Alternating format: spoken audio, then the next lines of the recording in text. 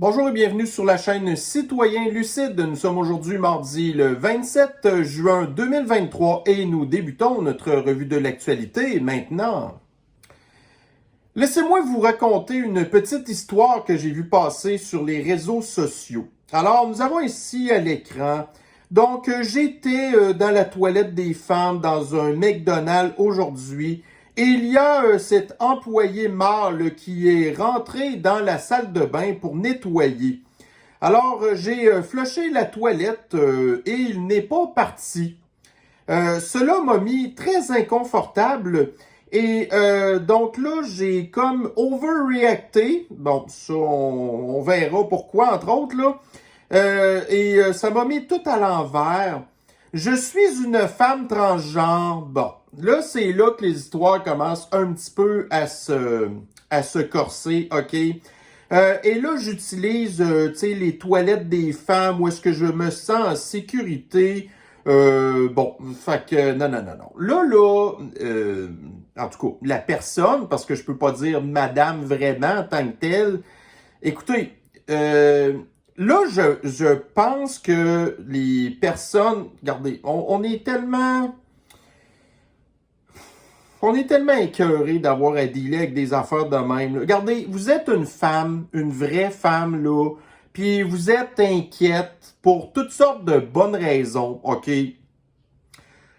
Là, vous êtes maintenant dans une société où on est en train d'effacer les femmes. Vous avez le patriarcat déguisé qui est en train de vouloir s'imposer dans l'univers des femmes qui sont inquiètes pour toutes sortes de bonnes raisons, qui utilisent les toilettes des femmes, puis ça met des femmes, vraies femmes, très inconfortables. Puis là, vous avez des espèces d'étrangers, des aliens, qui s'en viennent, tu sais, s'infiltrer dans les lieux à peu près les plus... Tu sais, vous comprenez ce que je veux dire? C'est... Puis là, cette personne-là qui capote parce que vous avez un employé d'un McDonald's ou peu importe quel commerce, que la dernière affaire que ça serait brillant que cette personne-là fasse, ça serait d'aller agresser une cliente pour perdre sa job, pour se ramasser en prison. Mais là, cette personne-là qui se prétend être du sexe qu'elle n'est pas, qui a peur de se faire agresser, mais là, après ça comprend pas pourquoi que les femmes biologiques ont peur de ces gens-là, qu'il y a beaucoup de prédateurs là-dedans. Vous vous souvenez hier dans les revues de l'actualité que je vous ai parlé, là, l'espèce de patente de, c'est quoi, 19 ans, 6 pieds 2, 260 livres qui se ramassent là, dans les espèces là, de maisons de jeunes filles universitaires avec son espèce de petite bite chaftée là, dans ses culottes. Puis là, les filles ont porté plainte.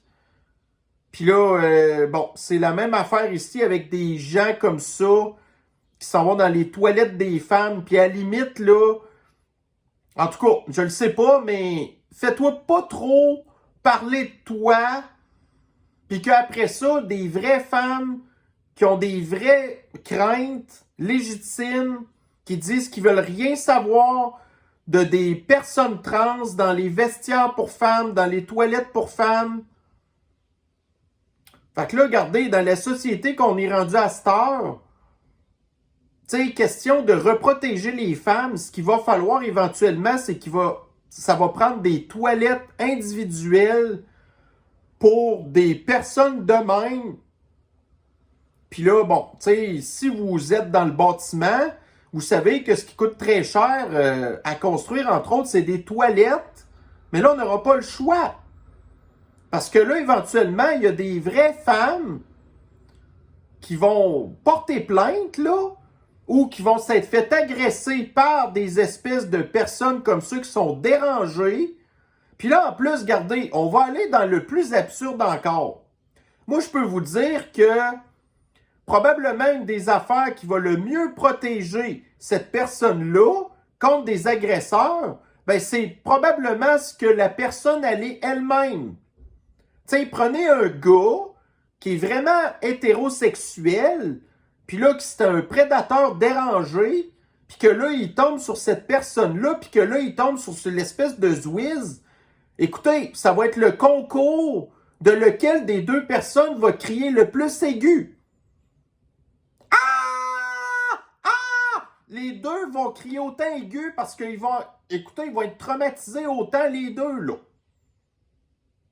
Mais ça, c'est le monde de clown dans lequel on vit. Fait que quand j'ai partagé justement la publication de tout ça, ben écoutez, tout ce qu'on peut mettre, c'est un clown parce que on est dans un monde de clowns. Tu sais, écoutez, là, en tout cas. Fait que je comprends les femmes qui capotent, puis mais qu'est-ce que vous voulez qu'on fasse? Regarde, cette personne-là, c'est clair qu'elle est dérangée, mais ça va prendre des... En tout cas, on vient tout déranger de toute manière à cause d'eux, anyway. Bon, alors ici, dans le néozone, les véhicules à hydrogène surpasseraient les véhicules électriques en termes d'autonomie et de vitesse de recharge. Regardez, tu sais, si vous connaissez moindrement un petit peu le monde de l'automobile, les chars à batterie, là, c'est pas ça qui est la technologie de l'avenir pour remplacer les moteurs thermiques, OK? Moi, j'ai rien contre les chars à batterie pour les gens qui vivent en ville. C'est bien correct, honnêtement. Mais à part de ça, c'est zéro pinball. Fait que, on peut pas se permettre d'avoir des véhicules que ça prend genre 20 minutes pour les charger. Ou là, ils nous disent, ouais, mais là, à ce temps, on est rendu avec des bornes rapides, là, super haut voltage qui remplit votre char en 5 minutes. Ouais, mais chaque fois que vous utilisez une borne de même, vous endommagez votre batterie. Fait que non. Donc là, la technologie qui va être un peu plus propre apparemment, qui va prendre, bon, en tout cas, donc ça va être peut-être l'hydrogène. Mais c'est ça. Donc, écoutez, en tout cas, nous on le sait, mais c'est ça. Puis là, ben, tu sais, vous avez le gouvernement qui gaspille des milliards de dollars pour construire des usines de chars à batterie, qu'il va y avoir une centaine de personnes qui vont travailler là-dedans, des gens qui ont besoin de pas plus qu'un secondaire 5, qui vont gagner peut-être gros top 60 000 $ par année, puis que là, tu sais, si on regarde, admettons, les subventions qui sont données pour la construction de l'usine en question, ben ça revient à peut-être 3 millions de dollars de subventions par emploi, que, tu sais, même en payant des taxes, on va jamais être capable de récupérer ce qu'on a donné pour ça. Fait que, ben bon, qu'est-ce que vous voulez? D'ailleurs, on va en parler. On a un article un petit peu plus tard là, du flibustier de Forban de Pirate là, qui nous fait chier. Bon, alors ici, nous avons dans Radio Canistan, écoutez, c'est pas quelque chose qui est super important, mais étant donné que on est beaucoup à avoir quand même Netflix ou des plateformes de streaming, ben sachez que Netflix se défait progressivement de l'abonnement de base, qui présentement coûte, je pense, c'est 10,99 par mois. Puis à part ça, sinon, ben, vous avez les espèces de forfaits de familiaux puis des patentes de même. Puis là, vous aviez un autre forfait qui était paru de ça quelques mois, qui coûte genre 6 piastres par mois. Mais là, le problème, c'est que vous êtes obligé de vous claquer de la publicité pendant que vous êtes en train d'écouter une série ou un film. Donc ça, c'est vraiment dégueulasse, là. Tu sais, un des avantages qui était dans les plateformes de streaming avant, ben, c'était justement au moins qu'il n'y avait pas de publicité pendant que vous écoutez de quoi. Mais là, l'abonnement de base de 10,99, ben là, ils veulent l'enlever. Pour soit vous obliger à prendre le forfait plus cher ou le forfait de base avec publicité, parce que, tu sais, pour eux, ça doit être probablement plus rentable la publicité que l'abonnement de base. Mais l'affaire, c'est que Netflix se souvient pas. Je pense que c'est l'année passée ou l'autre année d'avant. Il avait perdu des millions d'abonnés, en fait, parce que, bon, il y avait eu, entre autres, là, l'espèce de controverse d'une espèce de film qu'il avait fait, qui était ultra groomer, avec des jeunes filles, genre, qui faisaient des affaires inappropriées. Donc, il y a plein de monde qui avait boycotté Netflix à cause de ça. Après ça aussi, quand il y a eu le conflit le conflit en Ukraine, ben tu sais, Netflix avait comme banni les Russes d'avoir accès à Netflix, puis là, ils avaient perdu plein de cash.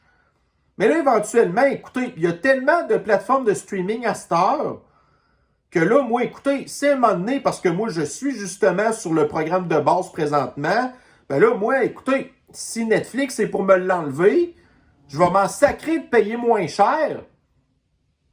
Mais ça me tente pas pantoute de voir de la publicité. Fait que je vais me désabonner puis j'irai sur d'autres tout simplement.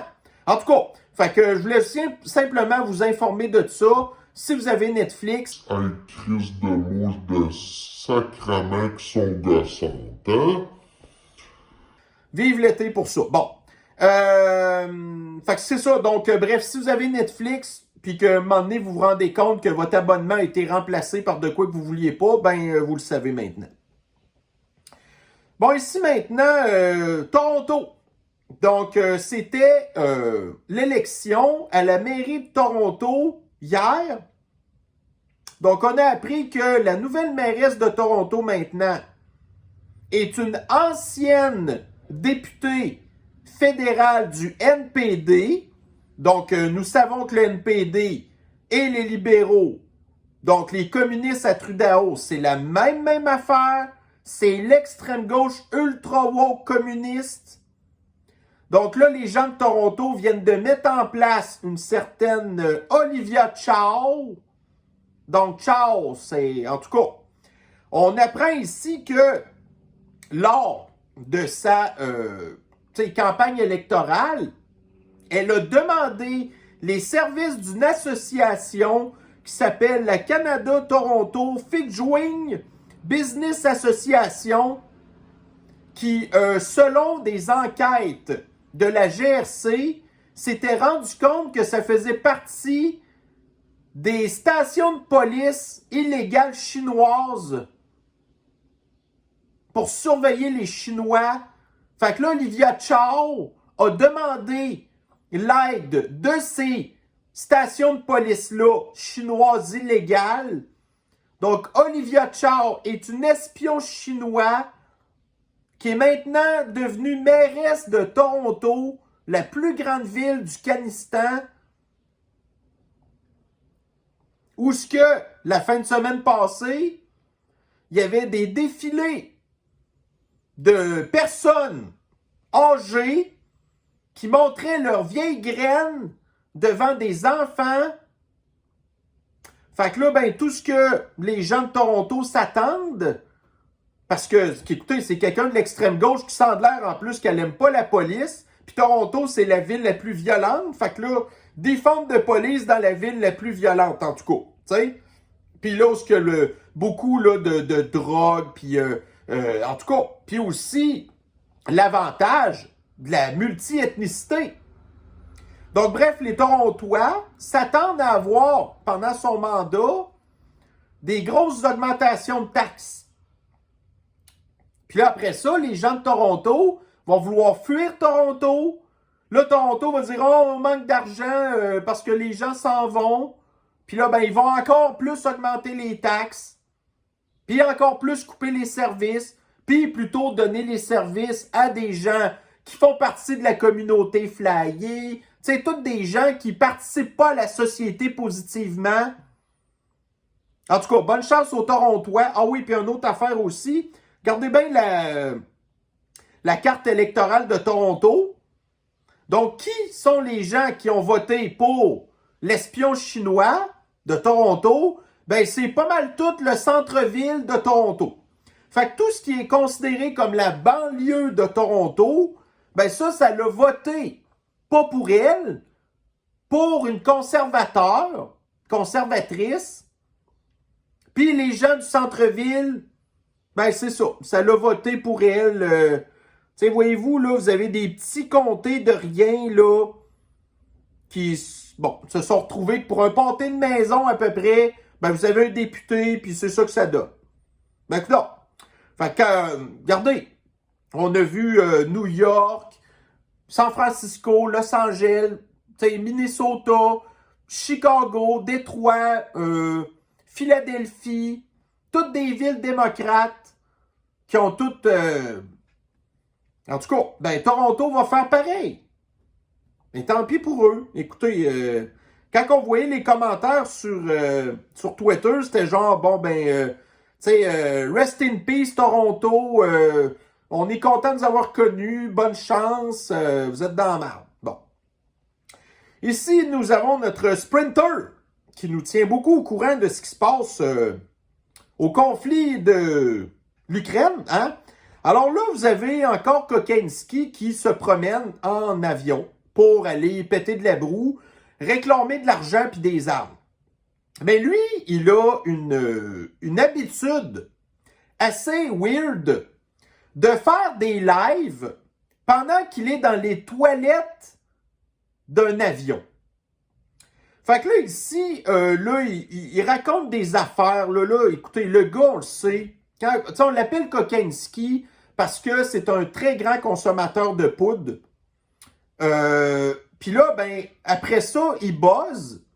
Puis là, après ça, il s'en va faire ces espèces de live pour tenir au courant son culte de ce qui se passe.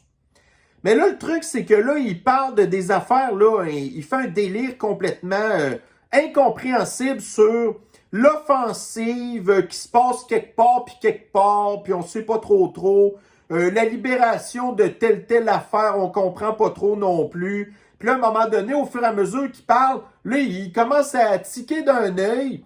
Puis là, ça a l'air qu'il y avait un texte à lire.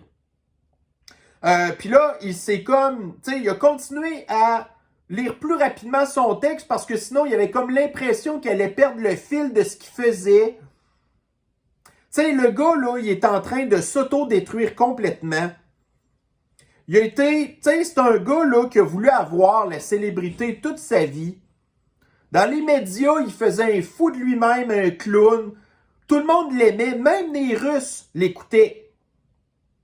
Mais là, au même titre que vous avez ici Justine, l'ancienne prof de théâtre, à temps partiel, qui n'a pas d'affaire à être premier ministre d'un pays, ben là, vous avez ce gars-là qui s'est trouvé catapulté, installé au pouvoir par la CIA, qui a bidouillé les élections de l'Ukraine.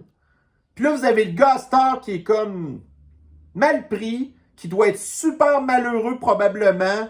Puis je suis pas sûr que son couple avec sa femme, ça va bien non plus. Qu'elle doit être bien heureuse de voir le gars qui est tout le temps défoncé sa poudre. Fait que ce qui va arriver à un moment donné, c'est qu'on va apprendre que Kokenski va probablement mourir d'une overdose ou qu'il va tellement avoir été s'être pété à la face qu'il va, ben, justement, littéralement se péter à la face quelque part. Puis là, on va le retrouver dans une chambre d'hôtel avec le crâne pété, puis l'écume à la bouche. Parce que le gars, il s'est auto-détruit. Fait que, tu sais, vous avez genre des Biden qui est une marionnette, Macron qui est une marionnette, Trudeau qui est une marionnette. Tout ça, c'est toutes des marionnettes qui sont au pouvoir, super malheureux. Puis là, après ça, tu sais, mais ce qui est le pire là-dedans, c'est que nous, on trouve quasiment, quand on regarde ça, là, on trouve quasiment qu'il fait pitié, tellement que c'est rendu pathétique son affaire. Mais là, les gens du culte, là, ils trouvent qu'il est cohérent, qu'il est articulé, que tout ce qu'il dit, ça fait du sens. Parce que ces gens-là comprennent un langage, le langage des gens pétés, que nous, on ne comprend pas très bien. Bon, ici, dans le BBC News, Afrique. Donc, on nous parle des bienfaits de la taurine. La taurine, ça, c'est une espèce de protéine. Crise de mouche, des calices. Bon. Ouais, la taurine, là, c'est une affaire une espèce de protéine qu'on trouve dans principalement la viande animale ou les poissons. Et très, très rarement dans les plantes. Les plantes, là, honnêtement, on ne trouve pas grand-chose là-dedans à part des vitamines. OK? Puis encore là, dans notre système digestif, tous les éléments qui sont dans les plantes sont beaucoup plus difficiles à digérer pour notre système digestif que tout ce qui se trouve être de la viande puis du poisson, par exemple. Bon, en tout cas. Fait que là, c'est ça. Donc, on nous parle des bienfaits de la taurine, puis que là, c'est dans la viande, blablabla. Mais qu'est-ce que voyez-vous? Tu sais, si vous avez BBC, Royaume-Uni, par exemple, ben c'est le contraire. On va nous dire, oh là, la viande, ça, c'est mauvais pour la santé, ça vous donne des cancers colorectals, même s'il y a des études qui ont prouvé que c'est pas vrai ou qu'il n'y a absolument aucun lien à faire entre les deux. Tu sais, soyez vegan, puis là, comme je viens de vous dire, tu sais, notre système digestif a plus de difficultés à digérer tout, admettons, là, le fer. Tu sais, il y a beaucoup de fer, par exemple, dans la viande rouge, qui est très facile à digérer pour notre appareil digestif. Mais le fer que vous trouvez, par exemple, dans le brocoli ou les épinards, ben votre système digestif a de la misère à aller chercher ça. Puis ça, regardez, j'en ai déjà parlé dans d'autres articles à un moment donné. En tout cas. Puis on nous dit même aussi que de la taurine, on en trouve entre autres d'ailleurs dans les boissons énergisantes. Que, soit dit en passant, c'est pas bien de trop en consommer. Mais bon, fait qu'on trouve de la taurine là-dedans. Fait qu'on nous parle quasiment des bienfaits avec modération des boissons énergisantes. Tu sais, comme moi, personnellement, je ne suis pas un consommateur de café, mais de temps en temps, une petite boisson énergisante, moi, ça fait un job. Bon. Fait que voyez-vous comment est-ce que les médias vont pas du tout parler des mêmes affaires d'un endroit à l'autre, qu'en Afrique, ce qui est bon pour eux est pas bon pour nous, puis qu'en bout de ligne, ben, écoutons, on va peut-être commencer à regarder plus BBC Afrique, parce que ce qu'ils disent, ça fait un petit peu plus notre bonheur. Ici maintenant, dans le Journal de Montréal. Alors, si vous aviez des projets de rénovation, ben, dépêchez-vous, parce que le prix du bois, de construction, du papier et du carton va bondir. Fait que là, pendant la pandémie, on avait connu ça, cette affaire-là, parce que là, tout le monde avait rien à faire, fait qu'ils se sont dit, bon, ben, écoute, on va en profiter pour, faire des rénovations, puis là, à cause de ça, il y avait une pénurie de bois, dans les, vous savez, là, les cours à bois qui étaient remplis de bois, mais il y avait une pénurie de bois, en tout cas. Donc, le bois avait beaucoup augmenté. Fait que là, le prix du bois a recommencé à baisser l'année dernière. Mais là, on nous annonce que le prix du bois va augmenter. Donc, soyez prévenus. Si vous avez des travaux à faire, c'est au moins à la limite acheter votre bois tout de suite parce que sinon, vous allez avoir des mauvaises surprises. Ici, dans le Soleil, donc, il y a des terrains à Sainte-Foy. Ça, c'est dans le centre-ville de Québec, là, pas loin de Place Laurier, pour les gens qui connaissent ça.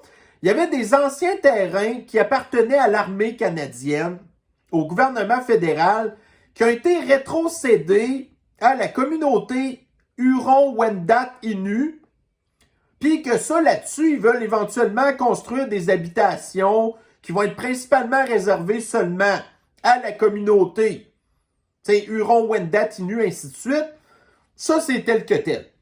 Bon, là, après ça, par exemple, on nous parle que, là, ça, eux, ils paieront pas de taxes, puis que là, il y a déjà probablement des chicanes à venir avec la ville. Parce que là, la ville leur a déjà donné de l'argent, mais là, les Hurons considèrent qu'ils n'ont pas eu d'argent. Fait que, bref, c'est toujours, évidemment, une histoire d'argent, tout ça, là. Puis là, dans l'article, on nous parle aussi que, plus c'est là que ça commence à déraper, du territoire que les Hurons considèrent qu'il leur appartient. Fait que là, vous avez ici une carte du territoire que les Hurons considèrent qu'ils ont présentement, en tout cas, qui est à eux, genre. Fait que, tu sais, de ce que je comprends présentement sur la carte, là, vous avez comme l'espèce de territoire jaune qui bon, je dirais probablement, qui correspond probablement avec le village Huron, à peu près. Mais eux, là, c'est pas assez. Non, non. Eux, ils considèrent que ce qui est en vert, puis ce qui est même rendu en espèce de rouge-rose, ben ça, là, c'est comme à eux, ça, là. Ça, c'est le territoire des Hurons, là. Les Hurons, que quand on regarde un petit peu l'histoire des Hurons, donc, pourchassés par les Iroquois, 300 Hurons-Wendat catholiques ont fui la Huronie Donc, les Hurons viennent de la Huronie, et la Huronie, c'est où? C'est en Ontario. Donc, les Hurons sont arrivés au Québec en 1650. Puis là, après ça, ils considèrent, eux, là, que tout ce qui est en rouge ici, ça leur appartient.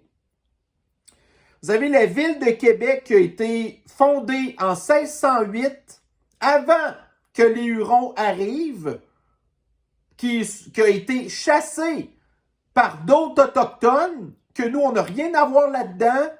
Puis là, après ça, ils viennent considérer que le territoire, c'est à eux, il faut qu'on leur donne ça.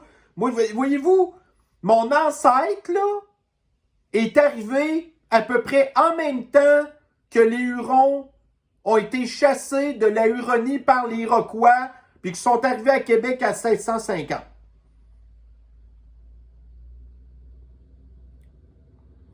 Et puis après ça, ça continue. Là, vous avez ici la communauté de Masteuillache, qui se trouve être au lac Saint-Jean, une toute petite communauté autochtone, qui revendique là, pas mal toute l'espèce de terrain qui est en vert. Donc ça, ils disent que c'est à eux, là. OK. Puis la communauté, les gens de Masteuillache, là, en tout cas, bref, cette communauté-là avant, c'était des nomades qui se promenaient en fonction de, en tout cas, bref, toutes sortes de critères, qu'en bout de ligne, ils n'ont jamais eu de territoire à eux, à part le fait qu'ils se promenaient partout, puis là, ils revendiquent ce terrain-là, puis n'importe quoi. Comment voulez-vous qu'on prenne ces gens-là au sérieux? Ben, en tout cas, moi, je les prends pas trop au sérieux. Bon, ici, dans le Daily Mail, là, vous avez un professeur en biologie au Texas, qui, donc c'est un biologiste, là, qui enseignait que le sexe était déterminé en fonction des chromosomes X et Y. Tu sais, ce qui est la base, c'est la base de la biologie humaine. Tu sais, c'est de la science fondamentale. Ben, le gars s'est fait sacrer dehors de son école pour avoir enseigné de la biologie puis de la science fondamentale à cause d'une poignée de malades mentaux de la communauté flyée qui se sont plaints sur son cas. Puis l'école a plié, puis ils ont sacré le gars dehors.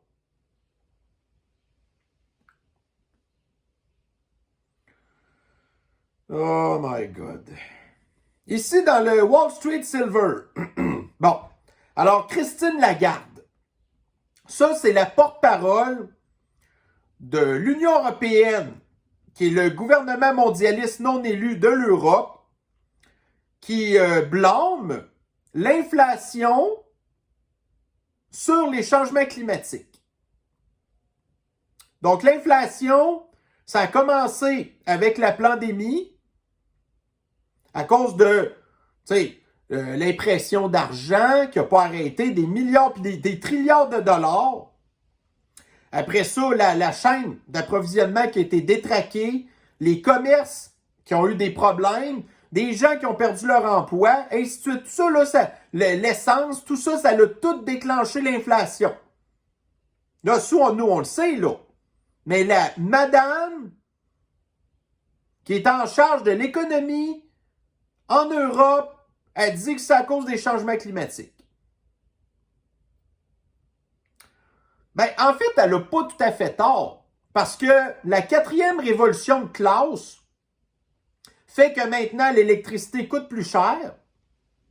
Donc, ça l'a fait augmenter les prix, entre autres, parce qu'il y a une rareté à cette heure. Tu sais, il n'y a plus de gaz. Ils ont coupé le gaz sous prétexte que ça détruisait le climat. Ça émettait des gaz à effet de serre. Fait que là, ils ont comme provoqué indirectement, avec toutes sortes d'autres raisons aussi, le conflit au pays. En tout cas, en Ukraine. Fait que là, à cause de ça, plus de gaz russe en Europe.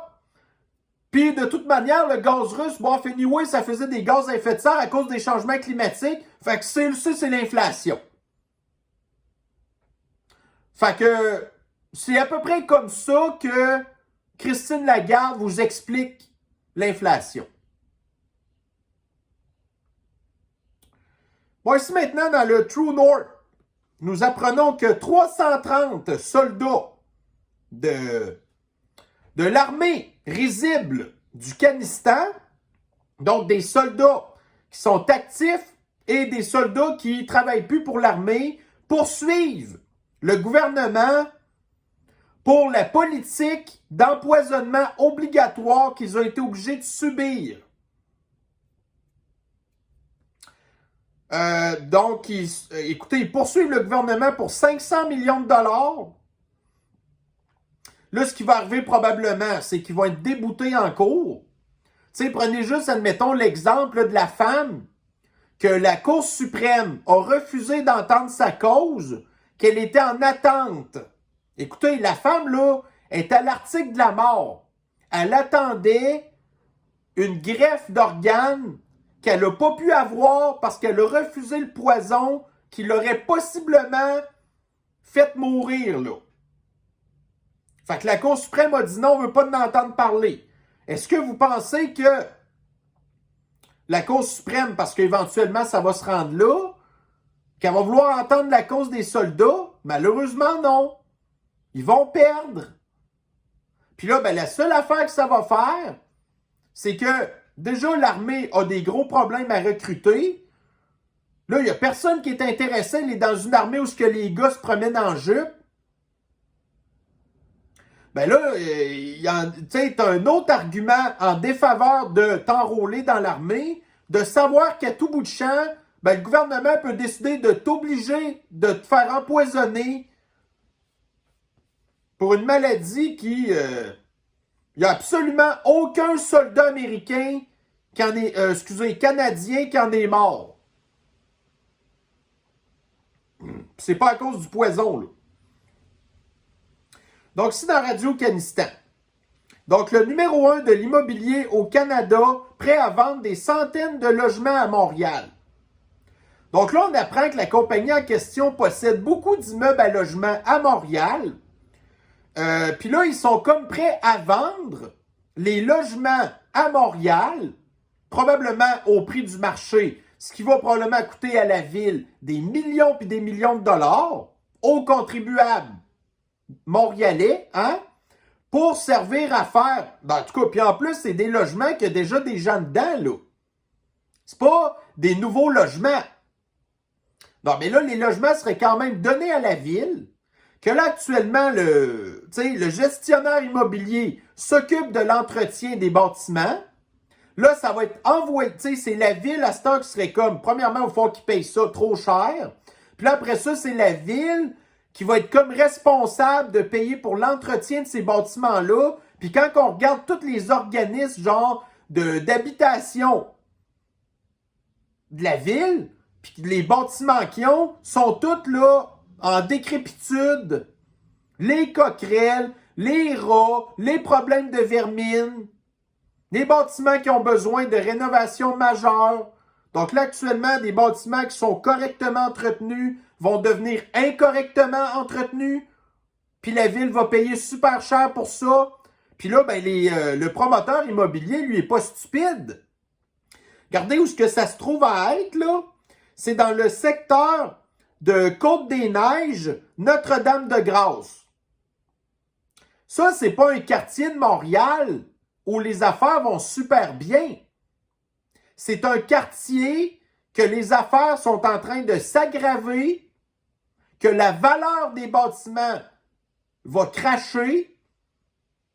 Fait que là, le gestionnaire immobilier sait très bien ça, puis avant qu'ils perdent de l'argent, ben ils sont prêts à rétrocéder, moyennant des millions de dollars, ces bâtiments-là à la ville. Qui est comme enthousiasmé de ça.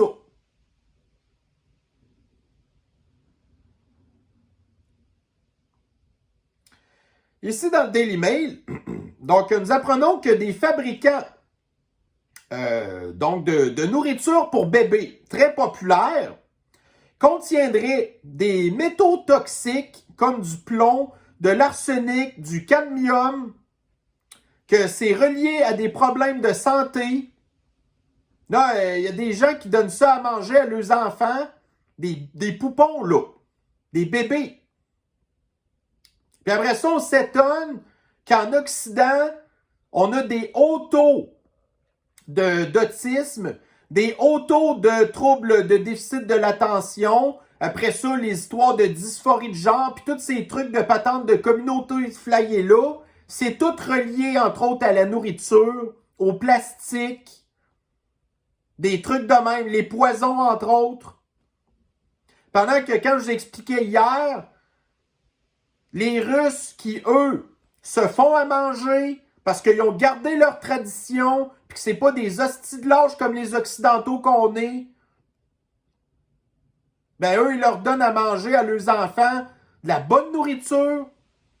Puis c'est bizarre, hein? On n'entend pas parler de ça, des problèmes aussi graves de maladies mentales qu'on a ici en Russie.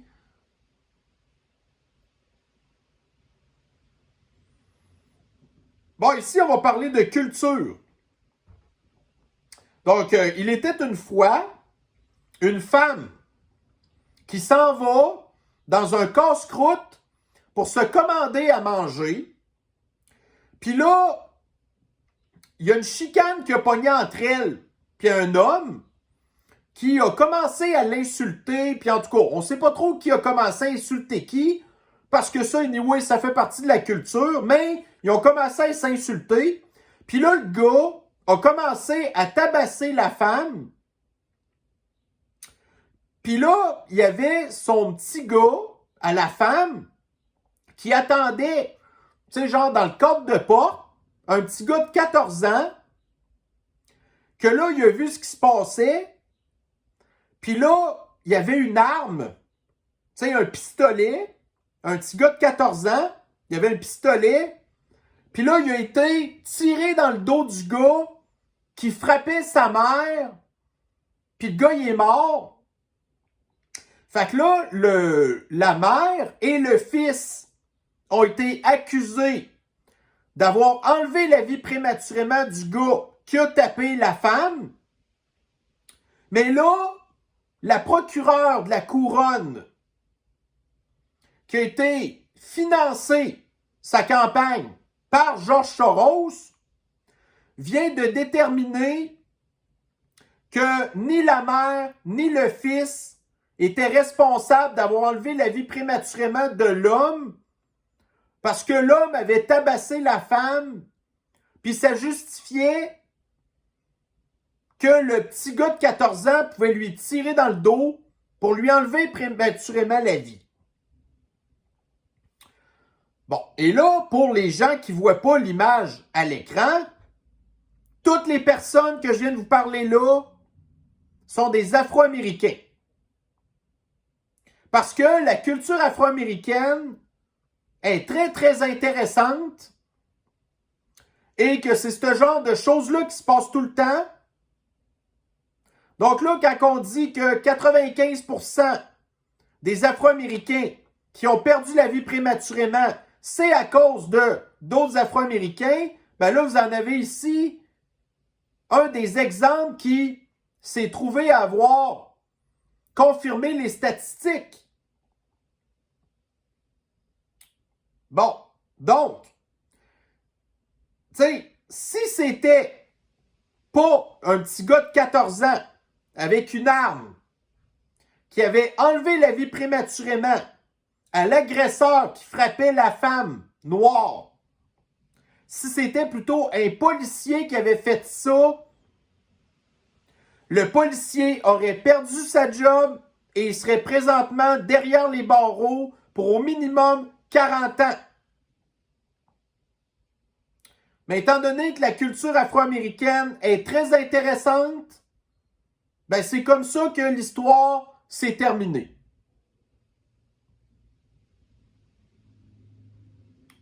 Que dire de plus? Ici dans la presse, on s'en va au Sri Lanka. Le Sri Lanka, qui est une île, un des premiers pays à avoir voulu implanter la 4e révolution industrielle de classe du Forum économique mondial. Et 4 ans plus tard, le pays est en faillite. Il y a eu des émeutes. Le gouvernement a été renversé. Je pense que le président ou le premier ministre a été obligé de s'exiler. Là, le pays est en perdition. Tout est détruit. Il n'y a plus d'économie, il n'y a plus rien. Là, on nous parle ici du problème éléphantesque des déchets plastiques au Sri Lanka, qui a voulu implanter la 4e révolution, le Forum économique mondial, puis le Grand Reset. Bon, fait que là, il y a des plastiques partout, puis là, on nous dit que des millions de tonnes de plastique sont envoyés dans l'océan, au Sri Lanka, puis tout. Mais c'est nous qui avons besoin d'interdire tous les plastiques. Alors qu'on envoie extrêmement peu de plastique dans les océans.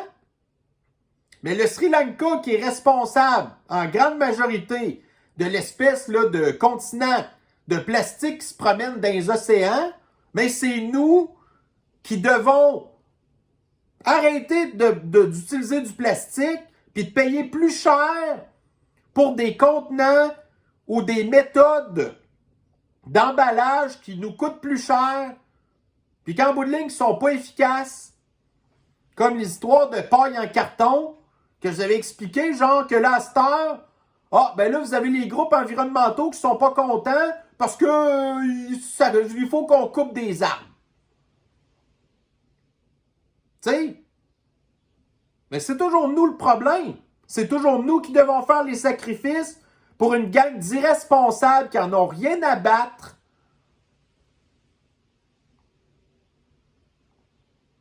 Ici maintenant dans Radio-Canistan.